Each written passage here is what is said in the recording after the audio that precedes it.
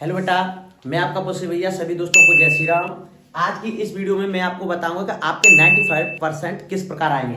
ठीक है बेटा, हमारा जो टारगेट रहेगा बेटा, जो बोर्ड एग्जाम में कितने का रहेगा बेटा, 95%। ठीक है बेटा, देखिए ये हमारे बेटा लास्ट 50 डेज हमारे पास अभी कितने डेज है बेटा, लास्ट 50 डेज। लास्ट 50 डेज में बेटा अगर आप अच्छे से पढ़ाई कर लेते हो, अगर आप अच्छे से पढ़ाई कर लेते हो तो आपके आराम से 95% आ जाएंगे। अगर आपने स्टार्टिंग में पढ़ाई नॉर्मल की है फिर भी आपके 95% आ जाएंगे। आप ये ना समझें कि अगर हमने नहीं, हमारी नॉर्मल पढ़ाई रही है या हम कम पढ़े हैं तो हमारी 95% इम्पॉसिबल है। ऐसा कुछ भी नहीं है बेटा।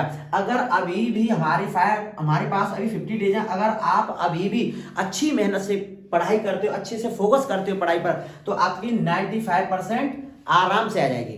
ठीक है, क्योंकि जो बोलते हैं ना कि अंत भला तो सब भला, अंत भला तो सब भला। अगर आप लास्ट के 50 डेज को अच्छे से फोकस कर लेते हो, लास्ट के जो 50 डेज हैं आप उनको अच्छे से फोकस कर लेते हो तो 95% आराम से आ जाएगी। ठीक है बेटा, जैसे कि अगर कोई क्रिकेट मैच होता है, अगर कोई क्रिकेट मैच होता है तो उसमें क्या होता है कि जैसे कि 20-20 ओवर है, 20-20 मैच का है तो उसमें 20 ओवर होते हैं। अगर स्टार्टिंग के 10 ओवर में अगर कोई विकेट 2-3 गिर गई हैं, ठीक है, 2-3 विकेट गिर गई हैं अगर, लेकिन उसके बाद लास्ट के जो 10 ओवर बचे उसमें अगर कोई विकेट नहीं गिरी है फिर भी हम अच्छा स्कोर प्राप्त कर लेते हैं, नहीं कर लेते हैं। इसी प्रकार बेटा अगर हमने स्टार्टिंग कैसी पढ़ाई की आप उसको भूल जाना। अगर आप इन जो लास्ट के जो 50 डेज हैं अगर उनको अच्छे से रिकवर कर लेते हो, अच्छे से प्रमोट कर लेते हो तो आराम से आपकी 95% आ जाएगी। आप ये ना कहें कि हमारी पढ़ाई ऐसी थी या वैसी थी, हमारी 95%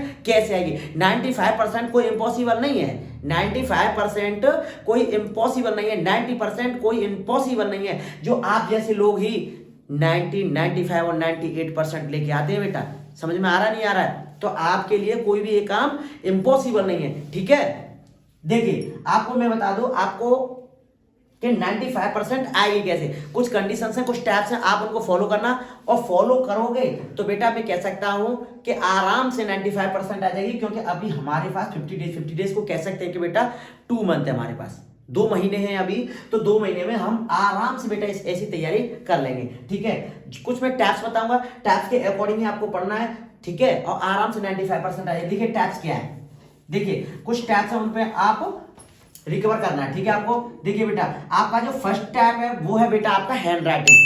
आपका जो हैंड राइटिंग है ना वो आपका अच्छा होना जरूरी है। हैंड राइटिंग आपका अच्छा होना जरूरी है, क्योंकि जो एग्जामिनर आता है ना कि जो हैंड राइटिंग अगर अच्छा है, अगर आपने ऊपर जो भी क्वेश्चन है, ठीक है बेटा, क्वेश्चन आपने ऊपर सही लिखा है, अगर आपका हैंडराइटिंग अच्छा है ना तो वो एंड तक नहीं पढ़ता है। वो समझ जाता है कि अगर जिसका हैंडराइटिंग अच्छा है तो वो पढ़ने वाला ही बच्चा होगा तो वो सही कर देता है। अगर आपका हैंडराइटिंग ही बेकार है तो वो क्या पढ़ेगा। समझ में आ रहा नहीं आ रहा है, तो आपका जो हैंडराइटिंग है ना वो अच्छा होना बेहद जरूरी है। समझ में आया नहीं आया। और हैंड राइटिंग, अगर जिस बच्चे का हैंड राइटिंग अच्छा नहीं है तो प्लीज हैंड राइटिंग पर अपनी कमान अभी से कस ले, क्योंकि हैंड राइटिंग बेहद जरूरी होता है।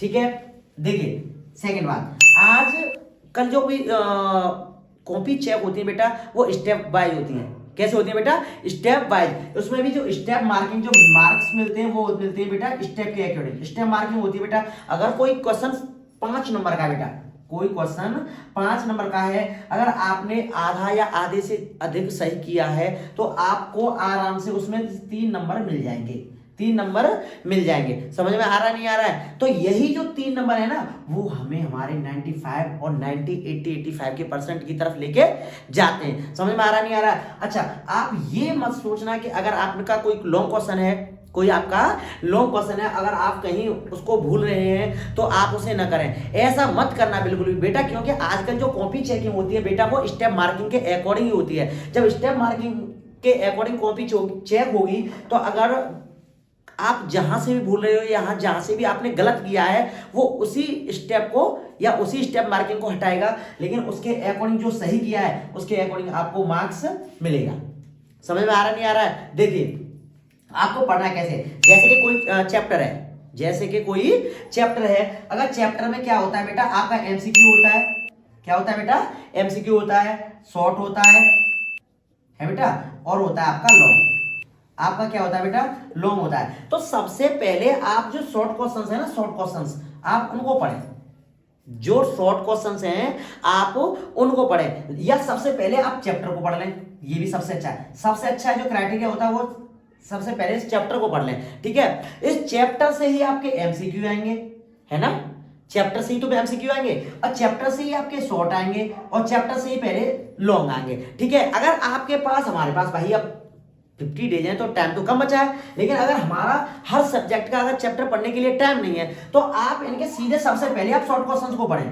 किनको पढ़ें बेटा, आपको शॉर्ट क्वेश्चंस को पढ़ें। आप शॉर्ट क्वेश्चंस पढ़ते हो तो आपके बेटा एमसीक्यू है ना वो तो हो जाएंगे, एमसीक्यू तो हो जाएगा ना भाई। अगर आपके जो शॉर्ट है ना, शॉर्ट अगर आपने शॉर्ट कर लिए तो इससे एमसीक्यू तो हो जाएगा। अब एमसीक्यू से ही, जो शॉर्ट से ही, किनसे बेटा, शॉर्ट से ही, शॉर्ट से ही आपके लॉन्ग हो जाएंगे। अब देखिए लॉन्ग कैसे होंगे, कि जो भी लॉन्ग क्वेश्चन होगा, जो भी लॉन्ग क्वेश्चन होगा वो बेटा शॉर्ट से रिलेटेड होगा, शॉर्ट से रिलेटेड होगा। अगर देखिए अब लॉन्ग किस प्रकार करना है आपको, लॉन्ग का भी एक बेटा तरीका बताऊंगा कि आप आराम से कर दोगे। देखिए लॉन्ग क्वेश्चन, लॉन्ग जो क्वेश्चन होगा बेटा वो शॉर्ट से रिलेटेड होगा, होगा कि नहीं होगा। अगर आपने लॉन्ग क्वेश्चन को लर्न कर लिया तो कोई बात नहीं है। अगर हमारे पास तो भैया 50 डेज है ना, हमारे पास अब इतना टाइम नहीं है, तो देखो करना किस प्रकार है। अब जो लॉन्ग क्वेश्चन है वो शॉर्ट से रिलेटेड है, तो आप लॉन्ग क्वेश्चन है ना उसकी 2 से लेकर 3 लाइन तक आप याद कर लेना, 2 से 3 लाइन आप याद कर लेना। और उसके बाद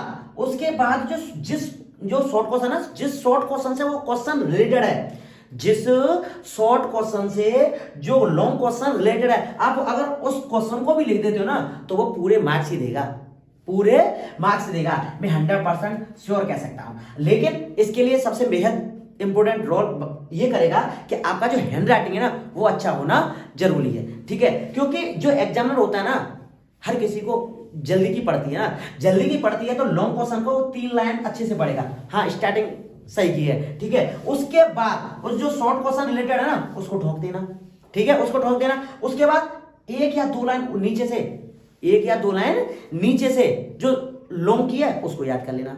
आपको 2 से लेकर 4 लाइन याद करनी है, और 2 से 4 लाइन के बाद जो शॉर्ट को करना है, आपका पूरा लॉन्ग क्वेश्चन हो जाएगा। और भाई साहब ये पूरे मार्क्स देगा, वो एग्जामिनर जो होगा वो पूरे मार्क्स देगा। समझ में आ रहा नहीं आ रहा है?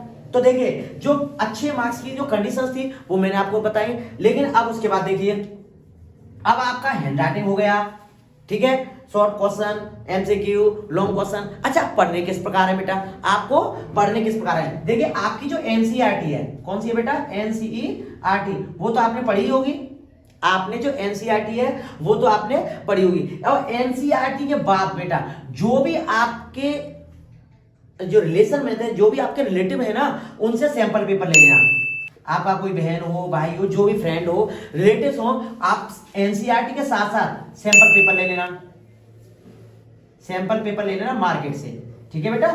अच्छा मार्केट से सैंपल पेपर लेना, लेकिन जो भी आपका रिलेटिव है ना, रिलेटिव, वहां से बेटा आप जो प्रीवियस ईयर के क्वेश्चन है ना, 2 से लेके 3 साल के जो पिछले जो प्रीवियस ईयर के क्वेश्चन है ना उनको जरूर लगा लेना, उनको जरूर लगा लेना, ठीक है। प्रीवियस ईयर के क्वेश्चन उनको जरूर लगा लेना बेटा। देखिए एनसीईआरटी, सैंपल पेपर और प्रीवियस ईयर, ये आराम से लगा दोगे ना तो आपके अच्छे मार्क्स आ जाएंगे, 95% अवश्य आ जाएंगे, ठीक है। अच्छा बच्चे बोलते हैं कि टाइम टेबल होता है, टाइम टेबल बेटा कुछ नहीं होता, टाइम टेबल कुछ नहीं है। जब आपको टाइम मिले, जब आपको टाइम मिले, देखिए ऐसा कुछ नहीं ये बोलते हैं कि टाइम टेबल बना लेंगे। टाइम टेबल क्या है यार, कुछ नहीं। टाइम टेबल बनाते हैं तो कभी घर का कुछ काम आ जाता है, कोई अर्जेंटली वर्क आ जाता है ना, तो फिर टाइम टेबल का कुछ नहीं होता बेटा। टाइम टेबल से आपको जब समय मिले, आपको जब समय मिले तब पढ़ाई करो। बस एक टारगेट कर देना कि आपको एक दिन में कम से कम 12 से 15 घंटे आपको पढ़ना है।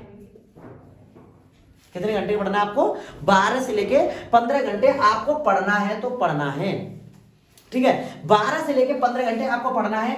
अब ये चाहे आपको दिन में मिले चाहे आपको रात में मिले, ये डजेंट नहीं करता है। ये डजेंट मैटर है बेटा, ठीक है, कि अब मुझे दिन हो गया कि रात हो गई, कुछ नहीं बेटा, आप इसमें से फोकस कर लेना। ये 12 से लेकर 15 घंटे पर डे आपको पढ़ना है, चाहे वो दिन में मिले आपको टाइम, रात को मिले टाइम, मॉर्निंग में मिले टाइम, ठीक है बेटा। अब जब तक आप 12 से लेकर 15 घंटे नहीं पढ़ोगे ना, तब तक आपका कुछ नहीं हो सकता बेटा। अगर आपका जो ड्रीम है ना 12 से लेकर 15 घंटे का, वो क्लियर नहीं हो पाएगा।